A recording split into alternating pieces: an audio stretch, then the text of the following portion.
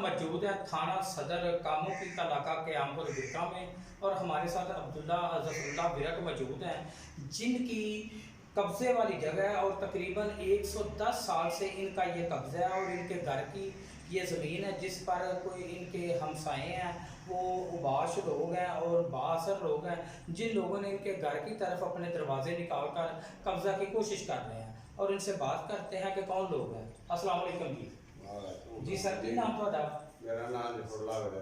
अच्छा जफरुल्लाह साहब, मैनू ये फरमाओ कि कौन लोग ने जिहड़े ਤੁਹਾਡੇ घर पे कब्जा करना चाह रहे हैं? ये आता है और अजमतुल्लाह है, ये मिठू गिरफ्तार अमदाद है।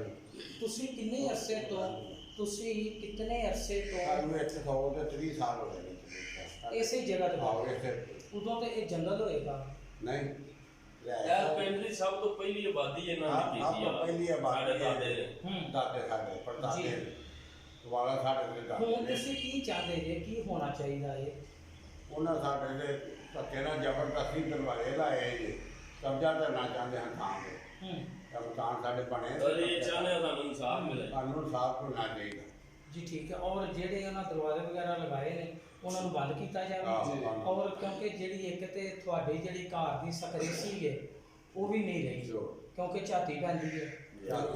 ਫਿਰ ਸਾਨੂੰ ਮਾਰਨ ਆਏ ਸਨ ਘਰ ਵਿੱਚ ਅੰਦਰ। ਕੌਣ ਕੌਣ ਮਾਰਨ ਆਇਆ ਸੀ? ਇਹ ਆਤਾ ਹੋ ਅਜਮਤੁल्लाह ਦੇ ਲਿਖ ਤੇ ਪੁਲਿਸ ਨੂੰ ਤੁਸੀਂ ਫਿਰ ਕੋਈ ਦਰਖਾਸਤ ਵਗੈਰਾ ਦਿੱਤੀ? ਦਰਖਾਸਤ ਦਿੱਤੀ ਸੀ, ਉਹਨੇ ਸਾਨੂੰ ਰੋਲਿਆ ਪੱਟ ਨੇ ਹਮਜਾ ਪੱਟ ਨੀਰ ਹਮਜਾ ਪੱਟ ਸਾਨੂੰ ਉਹਨੇ ਦਵਾਈ ਹੈ ਜੱਜ ਤੇ ਲਿਖ ਕਰੋ ਤੇ ਸਾਡੇ ਖਿਲਾਫ ਨੇ ਹਜੇ ਤਾਂ ਰੁਪਈਆ ਵੀ 40,000 ਲਿਆ ਤਾਂ ਸੱਚਾ ਖਾਦ ਨੇ ਤੇ ਹਜੇ ਤੱਕ ਬਣਿਆ ਤੁਹਾਡਾ ਨਾ ਕੁਛ? ਵੀ ਤੁਸੀਂ ਹੁਣ ਇਹ ਚਾਹੁੰਦੇ ਜੇ कि ਤੁਹਾਨੂੰ इंसाफ मिलना चाहिए? इंसाफ मिलना चाहिए।